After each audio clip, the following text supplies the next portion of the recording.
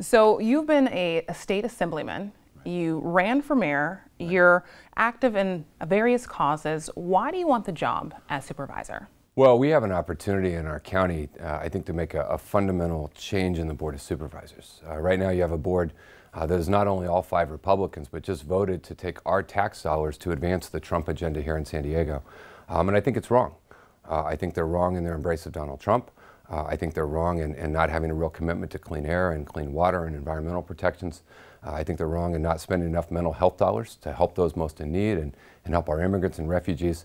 And so I think it's going to take someone who has experience of having governed and led and delivered results, along with that willingness to push and fight to move them in a new direction.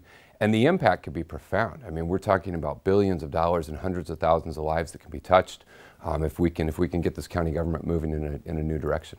And you've touched on a number of issues, but if elected, what would you want to tackle first?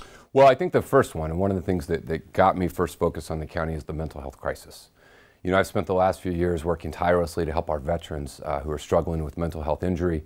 As a country, we're really great at making combat veterans.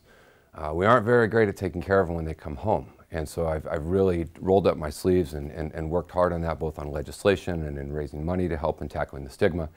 And our county is sitting on over $160 million of unspent mental health care funds. And that's money that needs to be deployed not just to help our veterans, but to help our foster kids, to help folks who are in probation, who are trying to set up for a better life, to tackle the homeless crisis. And so I think that's one of the highest priorities we have. And another issue that we hear about a lot is the shortage of affordable housing in California and here in San Diego County. How would you chip away at that problem? Well, you have a Board of Supervisors that voted to give the Chargers $150 million to build a football field. And whether someone thinks that was a good idea or a bad idea, we're not building a Charger stadium. And so I led the charge with a comprehensive plan on tackling the housing crisis to say we're going to take that $150 million you had to build something, and we're going to put it to use tackling the affordable housing crisis. And we had a lot of really creative ideas for how to increase density, for how to increase housing stock, for how to draw down more state tax credits, for how to really deliver results that help not only those who are homeless who need help, but frankly, we've got a lot of folks in between. There's a lot of folks that are working, and they're working full time, and they're working multiple jobs, and they can't afford to live here.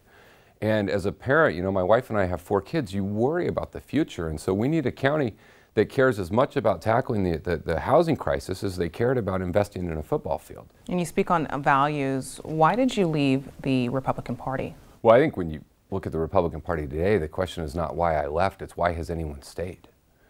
I mean, you know, we're going back many, many years now, and I had been raised a Republican, joined the Marine Corps, and I came out, but was a different kind of Republican even then. I always supported a woman's right to choose and marriage equality, believed climate change was real, and wanted a pathway for comprehensive immigration reform.